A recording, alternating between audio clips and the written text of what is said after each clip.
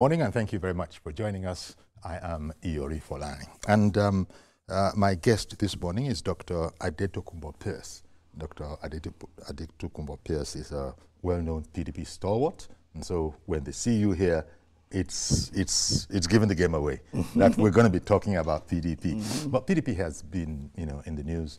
It always is in the news, but in recent times, because it has come to an agreement that seems to have been a long time coming.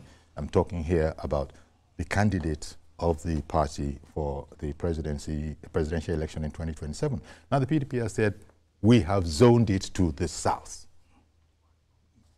That seemed to have been something that was impossible before, but now they've come together, held a meeting, and said, indeed, that is the case. We have zoned it to the south. The chairman, Ambassador Damagun, remains the chairman. Talk to us a bit about this, because I see that not everybody in the PDP is happy about this. In fact, some blocs from the north say that this is not democratic at all, and in fact have warned its members that this thing that we have done, so there's the possibility that it could cost us valuable, precious votes in the election. So maybe it was an observation, maybe it was a subtle threat. How do you see it?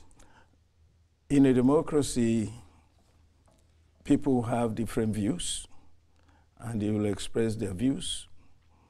You said in your introduction that this was something that seemed impossible before. That is totally untrue. Let me explain why.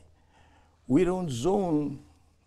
In the past, we never actually state categorically the way we've done this time that we have zoned the presidency to the south or to the north. What we do, according to the constitution of the party, is we zone the national chairmanship to the north or the south. And then based on what transpires there, we determine where the presidency will go. This is how it works in the PDP. This is how it worked in the past before now. Because in 2023... You said based on what happens, what transpires there? At the election of the national chairman. Okay.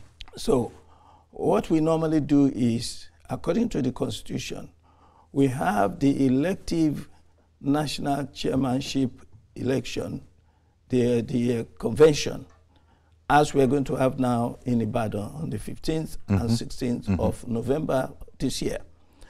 Once we have that, if a northerner emerges, and this will happen in 2023, if a northerner emerges as the national chairman, that's our national chairman. That chairman will be in place from November till next year when we have the primaries of the presidential.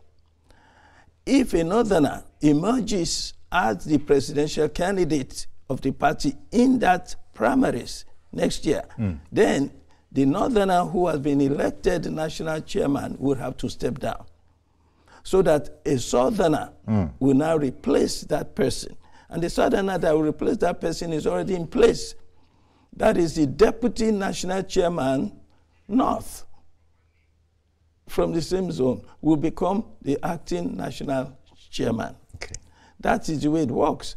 So that our presidential candidate will not come from the north and our national chairman from the north. That's what caused the problem in 2023. When Wike and some other governors decided that this would not stand, it was not as if we wanted Atiku to leave. No, it was not that Atiku did not snatch the election. It was democratically agreed that he would run because they sold the form to him. They allowed everybody to run with this gentleman agreement that if another, Ayu was supposed to step down. He agreed, it's on record that he would step down. He said it, but he didn't step down. That's what caused the lacuna and caused problems.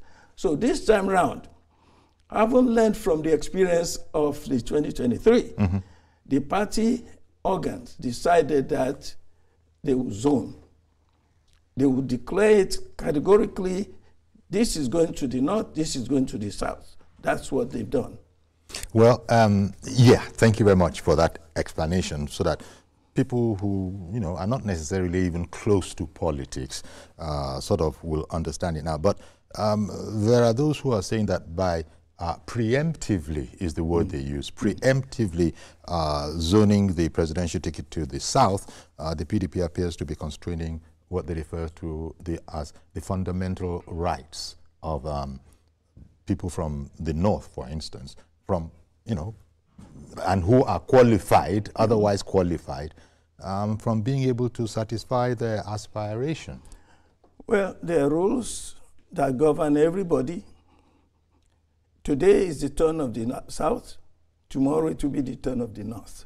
So that is the way it works. That is fairness. Now, people who are saying this is not democratic, they don't agree, they are totally misled, because the party did not decide to zone to the south, the presidency to the south and the national chairman to the north by fiat.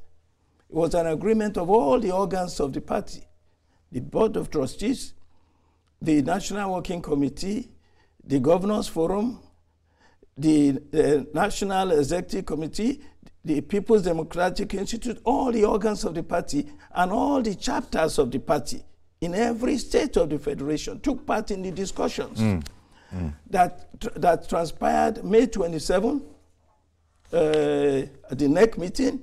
By the way, the NEC meeting is a meeting of all these bodies put together. That is why it becomes the most powerful organ of the party. Once they decide, so these people who are saying, some northerners saying, this is a minority dissent, you know? Okay. And in a democracy, people can express their views. There's no way everybody will agree on everything. This decision was made by most of the people who actually made the decision, the governors. Most of our governors are from the north. So, you understand me? So this was not something that Southerners decided on at the exclusion of anybody. This was something that was agreed on in a democratic and logical way by the whole party. So there will be people who disagree, but they're in the minority. How about the subtle hint, let me just refer to it like that, of those who are disagreeing from the north within your party, that do you know this could have vote implications for your party? Look, no matter what you do, you are going to have those who are not happy and who will not support you. But however, if you're a true party person, if you're a real Democrat, what has been decided by the majority, even if it doesn't suit your interest, you must go along with it. What is going on now is the party is going on everywhere. Look at the number of people who are leaving APC and going to ADC because they are not, for whatever reason they have. That's their business. You know, at the end of it, we are going to compete. You know, they have their reason for leaving. They may regret it, but that's politics. So if they say they're not happy with the decision, it's understandable. But it's a majority decision. It's a decision that was taken democratically and fairly. Therefore, it is credible. And anybody who opposes it, they have the right to say what they want to say, but it will not affect us if we had done it the other way around. Okay. If we had said, by fiat, some group of people got together and decided they're going to zone to the south, the presidency to the south, then that would be a problem. But since we've done it democratically and everybody took part in the discussion that led to these decisions, I think we're okay. Okay. Let me leave that particular point for now because you've explained it well. But the threat, very, very subtle, that we continue in this regard. Those of us from the north have the sufficient strength, electoral strength, to affect the outcome of any election. You know, they didn't actually spell it out, but it was in there that, are you, as you've just said, that, look, because everybody was involved, this is how it has to be, it's democratic. Even as these commentators from the north within your party are saying it was not democratic. They have their own reasons. I just told you how we agreed at the decision. But in spite of that, they were party to all of this. That is the way politics is. Anybody can say anything they want to say. Okay. You know, anybody can say anything they want to say. By the way, when you keep saying Northern, it's a small group from the North. Okay. This decision was taken by the members of the party, leaders of the party from the North as well as the South, all over. So they will have to confront their own Northern leaders and say, oh, we don't agree. So when the turn turns around and they zone it to the North, what would they say now? Then the Southerners will say they don't agree. When are we going to agree on anything? So that is not an issue. You know, a small group of people. Look, the most important thing about this is not the Northerners small group talking. The only thing that appears to be a threat to our convention is Wike saying he's going to have a parallel convention. It's not going to happen because before you have a convention, you have to clear with INEC. You have to be a bona fide political party, and you have to apply as such. So which party is Wike going to use to go and say he's going to have a convention? How is INEC going to go there? What is his political party?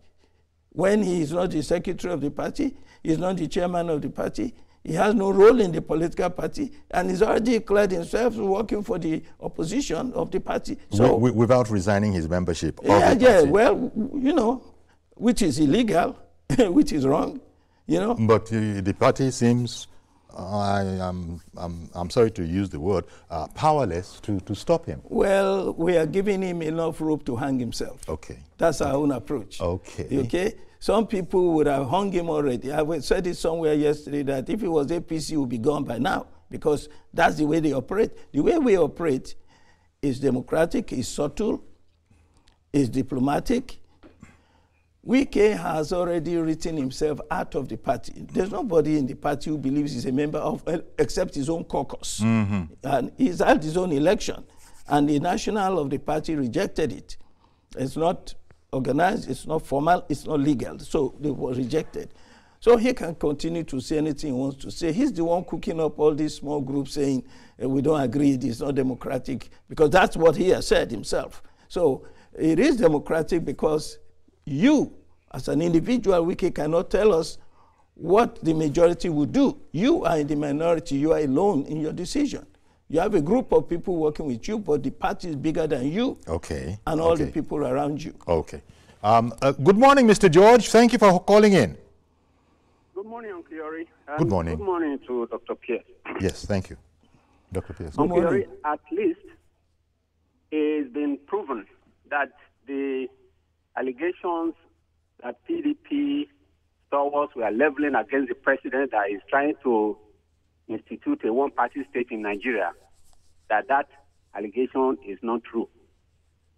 Everybody can now see that PDP is the one that caused their own problem, and they are the ones that can also solve it. Nobody came from outside to divide them. Now that they are coming together, you can see that it is not what they were saying people or outsiders were doing to them. So I want to congratulate Dr. Pierre and Baba George. I see them as the principal stalwarts in the party that are trying to bring things together. It's a good work. But I want to sound a note of warning. You see, we have indications that PDP is trying to feed a candidate from the South that will only use one term in office. That's why Peter Obi said he is only looking for one term to solve all problems in Nigeria so that a party like PDP can feed him for him to contest. I also learned that PDP is trying to trap Dr. Jonathan into the election because they know he cannot run for a second term, so that after that one term, power will return to the North. So I want to sound a note of warning, like I said. If they try it that way, it will not work. If true reconciliation is what PDP wants for progress, Okay. Let them follow the path of truth and justice, and it will work. But that other way, going through the back door, is not likely to work. Good morning. Thank you very much, Mr. George. He's a staunch APC supporter, by the way. Yeah, it doesn't matter one way or the other, but just to say it. Evidently, but you know, he has made some interesting points. A lot of people don't understand. I don't care how long they've been in politics. It's their actions that will tell you that they really don't understand how these things work. I've heard people say, oh, don't give the ticket to somebody. Don't give the ticket, or you give the ticket. We don't give tickets. If you want to run, come and run. If you are qualified to run, come and run. If you win, you win. If you lose, you lose. All this business are people talking about Atiku. Should Atiku, did they expect in 2023, did they Atiku to step down? No. It was how they said he should step down. If Wike knew that this ticket should have gone to the South, the presidential should have gone to the South, why did he contest against the Northerner? Why did he not insist before the election that if this thing is only for us, since it should be zoned to the South, therefore Northerner should not contest? He didn't do that. It was when he lost that he now started complaining. That's why now we say, no, we're going to have it straightforward, let it be. What this guy is saying about, you know, we shouldn't support a Southerner because he's going to do one term. Look, if our party, all the organs of the party, including the membership in every state, agree that in 2019, it was a Northern presidential candidate. In 2023, it was a Northern presidential candidate. That in 2027, therefore, it is time for it to be a Southern presidential candidate. Is that not fair enough? So that's what we are doing. Okay. After this time, we will review the situation again and decide as a body how to proceed, where to go. Okay. Is it going to be to the north or the south? This is why I have always advocated for the implementation of one of the recommendations of the 2014 Confab report, that we should have rotational presidency in Nigeria. One term, 6-year rotational presidency. So that, by the way, you know, it's not in the Constitution. It isn't. This is why, whether we rotate to the south or the north, that's an internal problem. That's an issue for us as a party. For APC, for PDP, I'll keep saying APC, PDP, because those are the only two parties in Nigeria today. Everybody else is just trying to become something. Okay. We don't know where they're going yet. There's been a viewer who's been waiting to join the program. Good morning to you, Reverend Dominic, and thank you for holding on. Good morning to your guest, Doctor. Yes. Good morning. He's responding. Can you hear me? Yes, he responded just now. Good morning, Okay. Doc. Good morning, Reverend Dominic.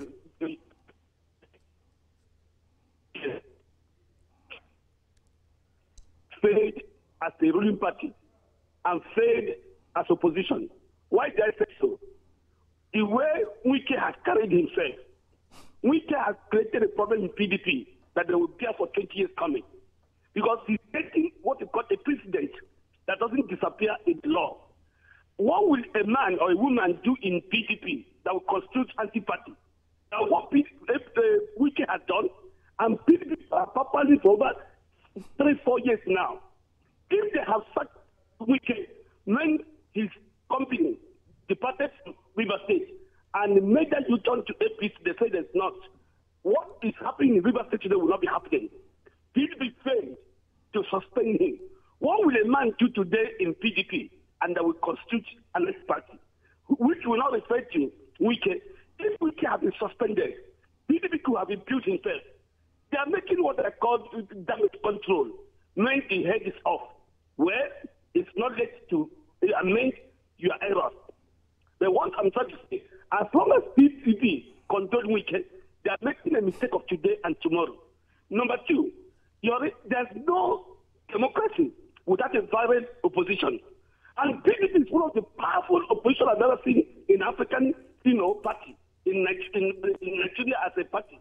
PDP is one of the strongest party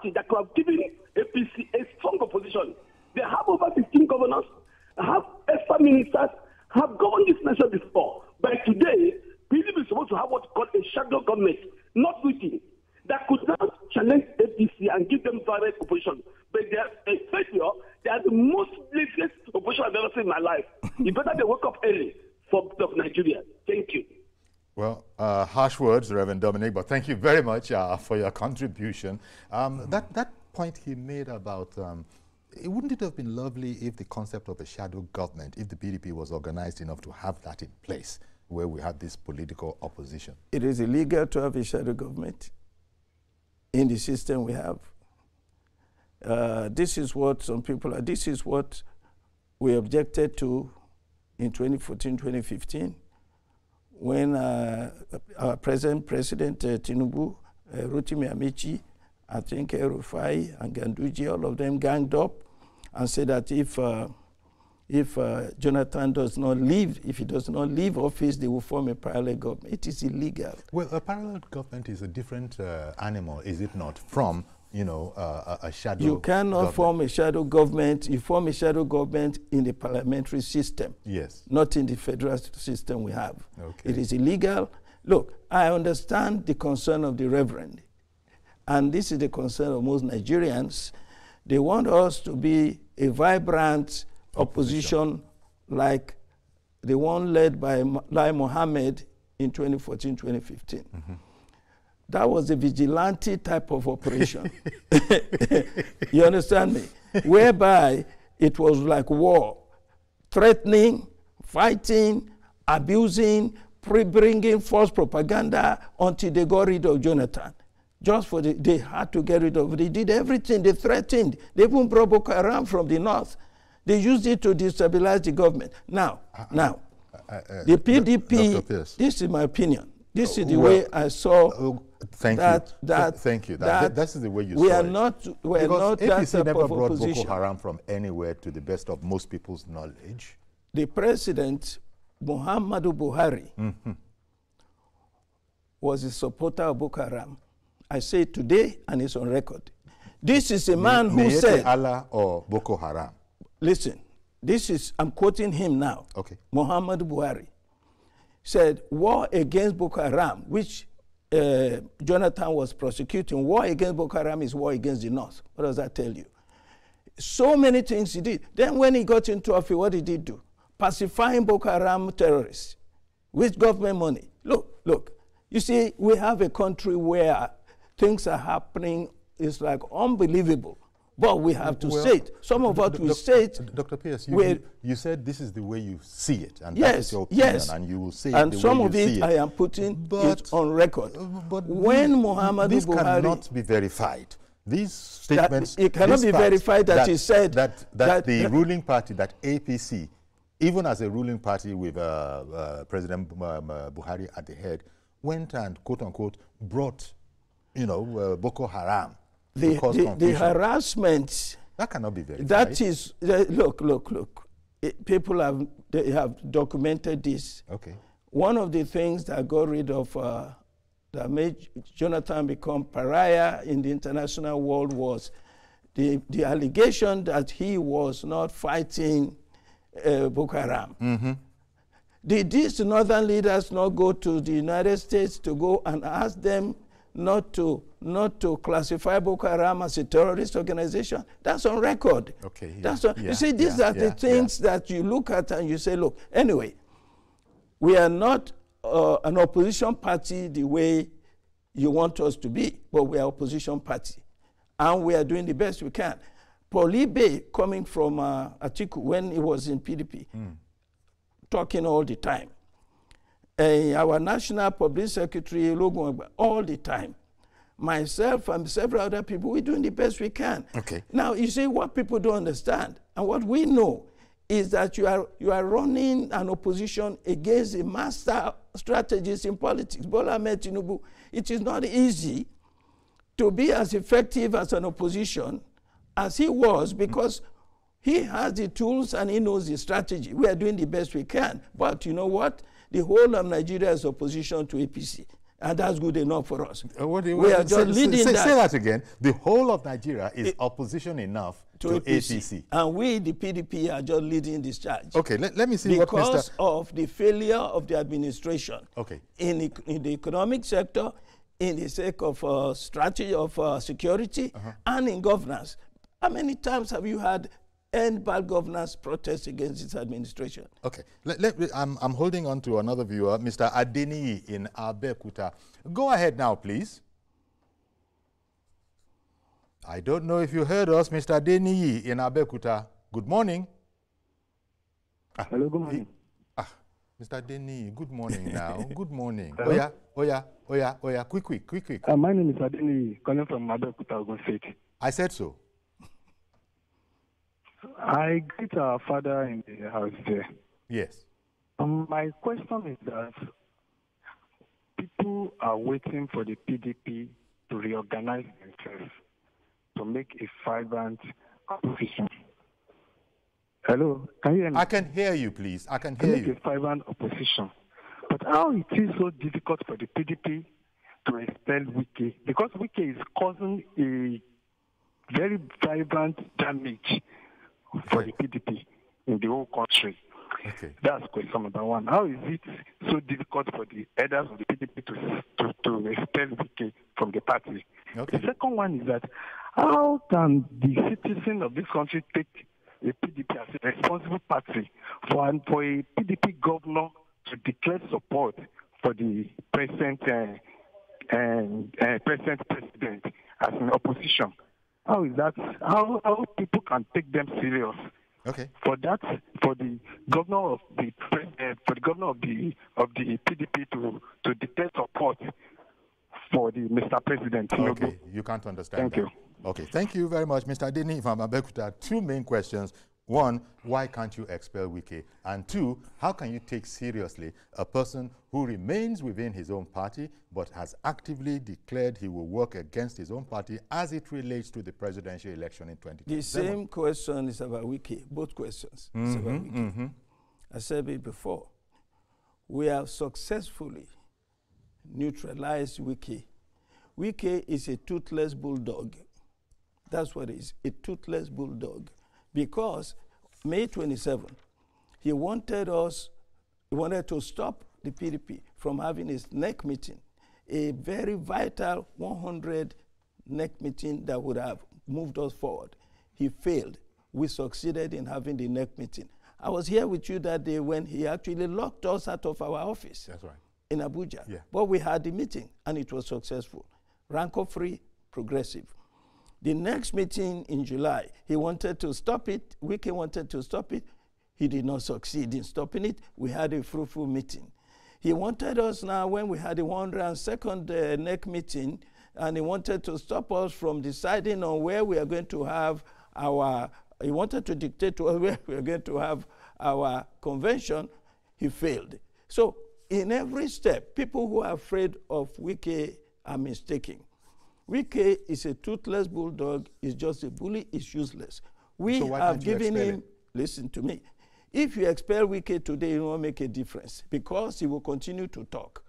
He talks maybe when he's under the influence. He can talk anything he wants to say, we don't care. The man has not been able to do anything to damage the PDP. He's giving us a bad image. Okay, but that's damaging. Yes. Look.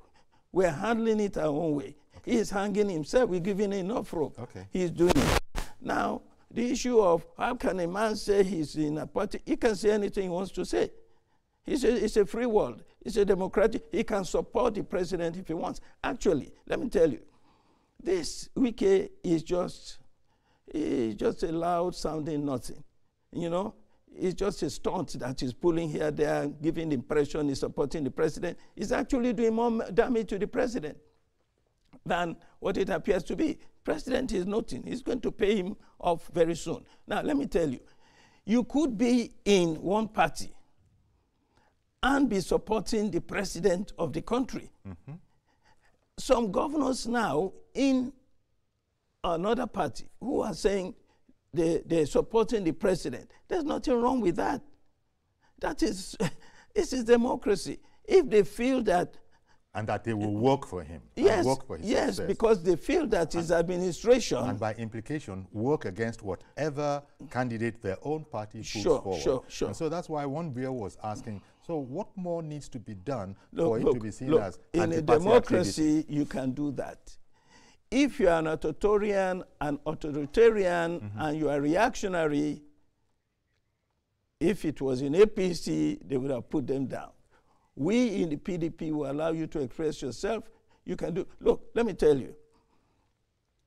The point we are making, our view is not about one leader, one governor taking a position. We are focused on our population. The governor is only one person.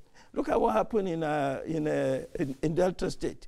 When Okowa decided to leave, he left with his governor, Sheriff. They both left. Now when they went, they said they're going to APC. They went to approach the members of the party. The members of the party told them, we're not going with you. You're on your own. Look, those 2 or 3 people, let us say with their clique, 50 of them. Now you have 500,000 members. We focus on those 500,000. The same thing happened in Akwa Ibom. The governor can go, they can do whatever they want. Some of them are going because they have their private reasons. In the case of Okowa, they say he has stolen 1.3 trillion. How does he explain it? He has to run for cover. But if he can't explain it within the PDP, he won't be able to explain it within the APC. Well, that's why he went to APC thinking they will cover him. Yeah, they will cover him up to a point. But you know, this is what is going on in Nigeria. You can I'm sure the APC will be disagreeing with that statement. It is not. We don't cover people like that. Okay. You can't run onto our canopy. But the national chairman men have said it. Any problem, or Shamole, when he was national chairman, said any problem you have in your party, come to APC and you are covered. The same thing Ganduje is doing before he became, wherever he is now. When he was national chairman, that was the point. Look, whatever anybody wants to say, the truth is there. Okay. The facts are clear. So, anyway, whether it's true or not, they are running to APC looking for cover. All right. Whether they give them cover or not is another issue. Okay. But that's why they are running. Some of them want a second term. They know they can't get it in PDP, so they want somewhere else. All of them are going to be surprised. Let me tell you something going on now in ADC and our people from PDP going over there. I saw a picture of one of our leaders. People meaning PDP members who are going to ADC. Oh, okay. When I saw them shaking hands with Aregbesola, and I'm saying, these guys don't know anything. They are going there thinking there is money. Aregbesola doesn't do politics for money. He's a very tough guy, very disciplined. It's all about the people and about policy. So when he says he's determined to fight Tinubu, that is his determination. No money can buy him. Okay. A lot of our people going there from PDP going into ADC are looking for money. They think Atiku is going to give them election money. Look, we are not worried at all. We are moving forward step by step. This guy said PDP should get his act together. What more does he need to see? Okay, let me take a break. We have now focused. Everything is under control. No more controversy in PDP, except people on the sideline just making noise. We are moving on. Okay, I got to take a break now.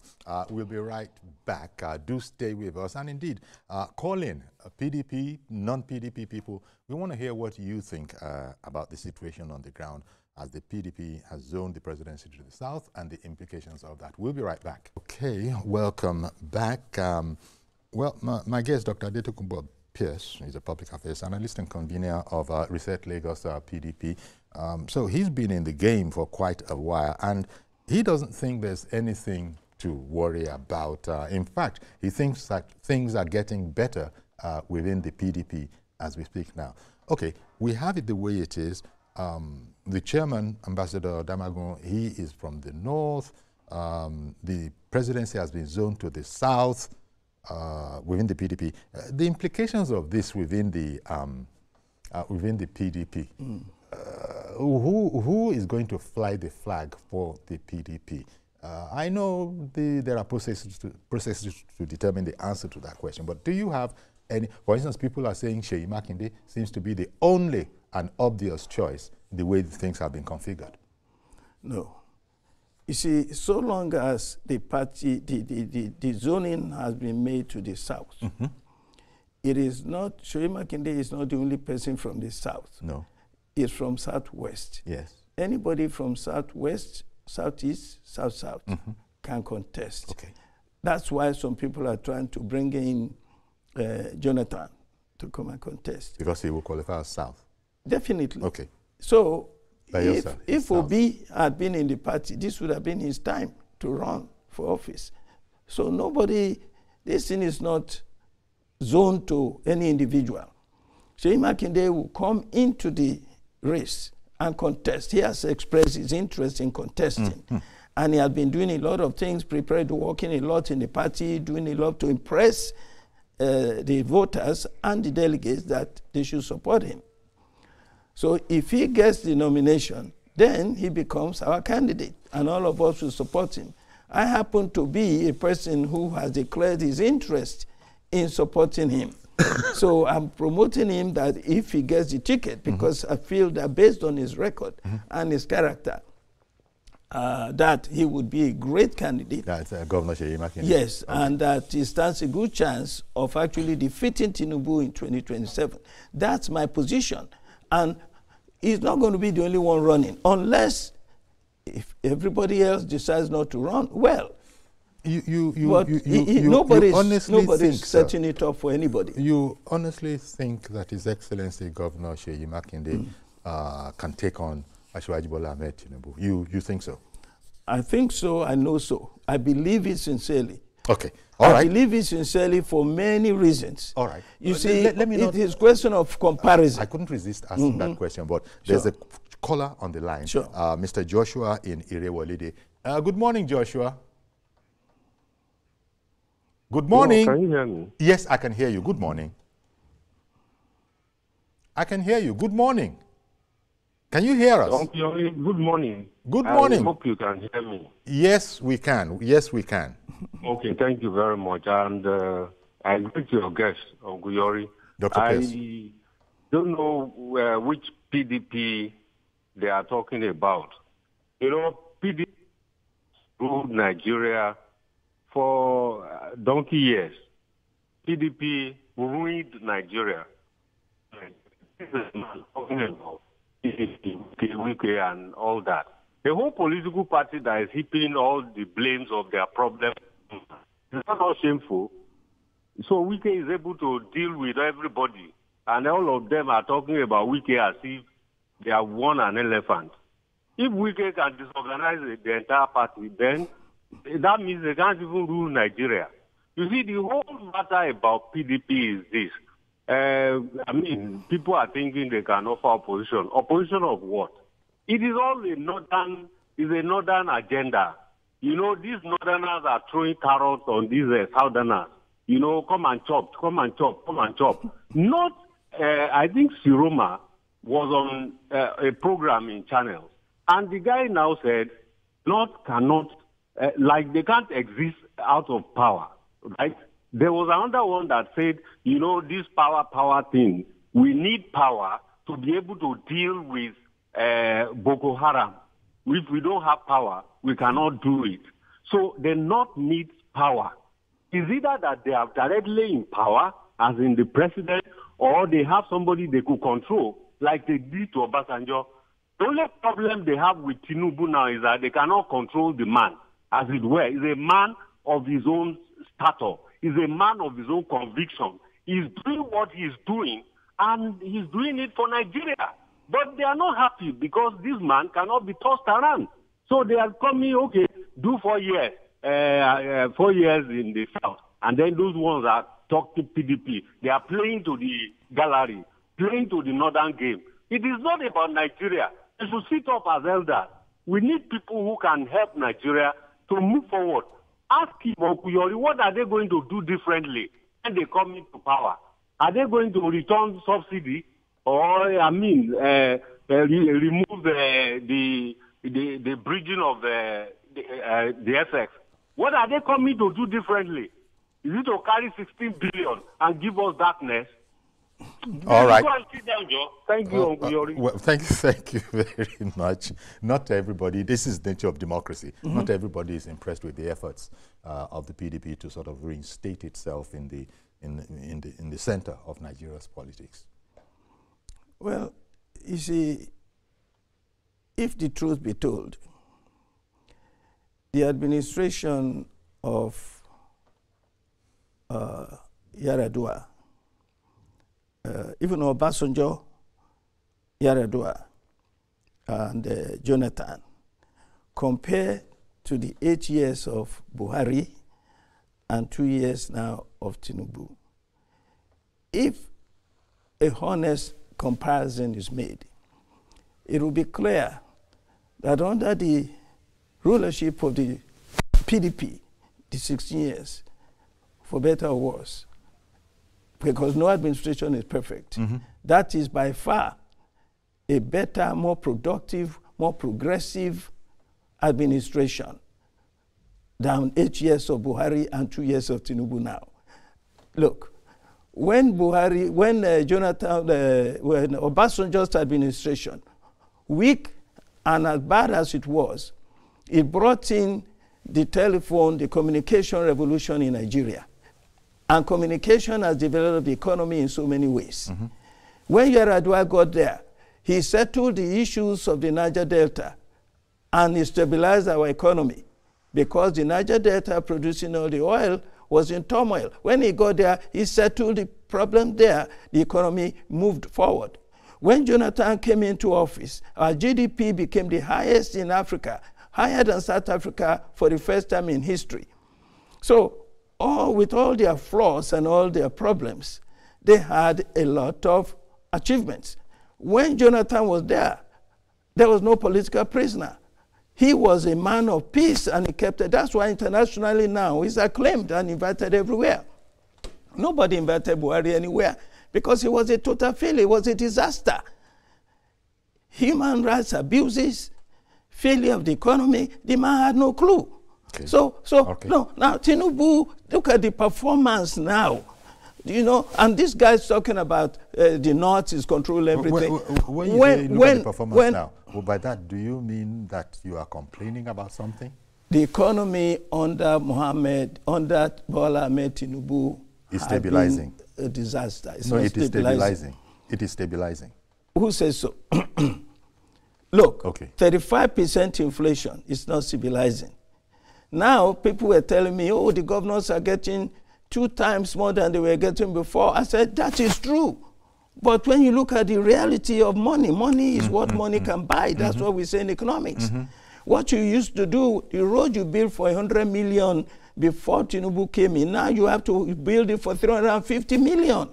That is the reality. And that is because he devalued the currency without the attending issues that he had to deal with. You have to develop your economy. The International Monetary Fund didn't tell you just devalue your currency and remove subsidy. No, you have to do so many other things.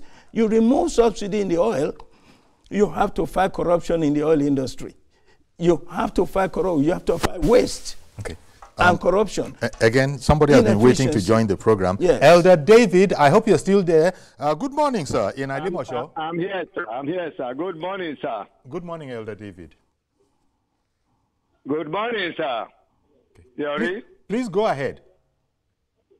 Go ahead now. Good morning, sir. I'm still here, sir. Okay. Good morning. We're ready for you now. Go ahead, please. Good morning. With due respect to Dr. Pierce. Yes. They should first of all put their house in order.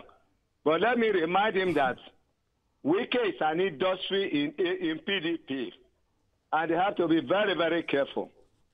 And he should equally remember that when Tinubu came in, the problem created by PDP for the past 16 years is what this man is trying to correct. Within 2 years, he have done more job than what PDP have done. I joined PDP in October 1998. I was going to ask if I remembered correctly that your very good self have been a member of the PDP for so long. If you are listening to me, I don't know if you can hear me. Like what this elder man have told you, are they going to revert what this man have done for the time being? There is regular light now. Yes, we are seeing it. The regular light. Then at the same time, at university level and other things, and the pensioner, The money you have actually voted to pay the pension. I'm a pensioner. I don't know whether you are a pensioner yourself. And it's certainly all those problems. And it's certainly all over the world. And all those things just to bring an investor. Within the past 2 years, we have seen so many changes. And when PDP was there, what do they do? It's a one-way conversation. You see now. Okay, thank you very much for calling in. Unfortunately, it's not a two-way conversation because as we were trying to interject to get some clarification, he was not hearing. He continued. So, Elder David, we were hearing you, but you couldn't hear us. But thank you for contributing. We heard him, so it's good enough. Yes, that's the most important thing. When you say he's a member of PDP, yes, he's a member of PDP like Wike is a member of PDP. So there are all types of members. You can claim to be a member. That's your business. Well, a former member. Yeah, well, a former member. Now he's not a member of PDP. The way they talk, you see, it's as if they want to help the PDP. So now you are crying louder than the bereaved. If we have a problem, why are you crying about our problem? Look, somebody said, one of your callers said, you know, we are dancing to the tune of the North. Nobody can win election in Nigeria without the Northern votes. How did Tinubu become a national figure? Because he teamed up with Buhari. That's the only way you could become national. Tinubu only had about 3 million votes. So his control at the time in ACN was only Southwest. When you bring in all the votes from the 12 million votes that this man Buhari held from the North, neither of them could be international, could be national without the other. So they came together. That's a fact of politics. So it's not also only PDP. All of us in Nigeria. Nigeria is one. Tinubu, what he's doing to stabilize Nigeria and calling the Northerners to book is right in many ways. But some of the ways he's doing it, for instance, the way he has done the tax system, you see, it's acting as if the North is an enemy of the Republic. You see, we have to... How is that? Because everybody knows that our tax laws were antiquated. The tax laws, yes, that's true. Yes. But the reform that you have brought in is so damaging to the North. Because you see, when you have a situation, as we have in the North, it is totally underdeveloped, you cannot equate the way you tax the North with the way you tax the South. So we have to, this is the whole idea of subsidy, the whole idea of different allocations. I might not have the details immediately, but that point you made that improving or the antiquated tax laws, yes, reforming them, bringing them up to date. I think that this point that you make had been made then, and it was proved that, on the contrary, this is to benefit even the North. Look, the way things are now, this president has divided the North and the South more than in any administration. It is not easy to deal with the North. I know that. But you have to be patient, diplomatic, and very careful that you do not split this country asunder. That is the issue. So people praising Tinubu for confronting the North, look, the North has a lot of problems. And we in the PDP, the way we intend to solve this... When you use those kind of expressions, yes, like confronting the North, well, this is what I don't know that Tinubu or his colleagues see it in that light. Well, they see the entire country as one unit. The Northerners see it as such, and that's why they are leaving him in droves. They believe he's not taking care of their interests. You believe that support in the North is disappearing in droves? Oh, of course. Oh, I mean, you don't know that? You better know that. Tinubu knows it more than anybody. People are leaving. Every time you hear somebody leaving, going to ADC from the North, yes, they are leaving from APC. They are going to the ADC. It's from the North, mainly. And they've expressed that distrust. That's what your caller said, that the Northerners are not happy with him. It's true. Whether rightly or wrongly, let's leave it that way. They are not happy with him. And he's losing their votes. That is true. They have said too many of them. Of course, there are some that will still support him, but too many of them have said they are not. You know, they say a day, if not a week, in politics is... Well, yeah, that's true. That's true. But the way things stand now... Because you yourself just said that Tinubu is a master strategist. The way things and that are he's now... he's a tough nut to crack. Well, it is the death of water that kills the swimmer. His time is coming. So we are looking at challenges. Look, the North is very difficult to handle. This is what we in the PDP, this is why we introduced the idea of restructuring. It has to be constitutional. Otherwise, you will appear to be fighting these people. Wait a minute, appear you hate these people. Wait a minute, sir. PDP introduced the idea of restructuring? It is first under Obasanjo, and then it was moved forward and progressively in the 2014 confab under Jonathan. That particular idea of restructuring Nigeria, whereby you devolve power to the states, whereby you change it, you review the constitution. The 1999 constitution is a bogus military constitution. To continue to work like that, Tinubu is wasting his time. You have to review. But you just said the man is a master strategist. Yeah, you just said that he's as successful as he is, Tinubu, even in governance. No. Tinubu is a master strategist in winning election by hook or crook. You remember he said to win election, you take it, you grab it, you run away with the ballot box. That's not strategy. But he said that. But that's part of the strategy. You were looking at when you said what you said, you were talking about the genius of the man. In winning election. Okay. In governance, he has been a total failure. Okay. It is one thing to win election, it's another thing to govern. All right. He cannot govern. He has shown it in these 2 years. He doesn't know in the heck what he's doing. In spite of the increments that have been happening in terms of the health of the economy, microscopic. Oh, we would have wanted a lot more. But overall, the economy, how? It's been improving. The cost of, listen, the cost of living has gone up threefold, fourfold. Inflation has become 35%. It was 18% under Jonathan. Okay. It has boomeranged to 35% because of poor policies. Okay, let me leave it at this point. The whole question of removing all subsidy and the whole question of the valuation of the naira without attendant increase in revenue from other sources of mineral and so on in the development of the agriculture and the economy. You cannot do. I'm going to leave it this there. Is why we have increased poverty. I do want increased unemployment. I do want to leave Companies are leaving Nigeria and drove because somebody said we have better power. Unless you are in a brand A or whatever they call it. Yes. I have not had power in my house now since Sunday. Okay. I'm going to leave it here on a point where megawatts have not increased in Nigeria under Tinubu, so the power has not increased. Let me leave it here at a point where you've explained why you consider the ruling party as not having done very well at all. So let me just leave it there. So let PDP take that, as it were, last punch. It's only the, I don't know, it's only the sportsman-like thing to do. You come to our house. It doesn't matter, what our persuasion is against yours. You will have your free say. This is not your house. No. I'm talking, what we're talking about, it's not that it's somebody's house. It's just that when you come, we will let you have your say. Sure. And this you is have the had way your say. You operate as a democratic institution.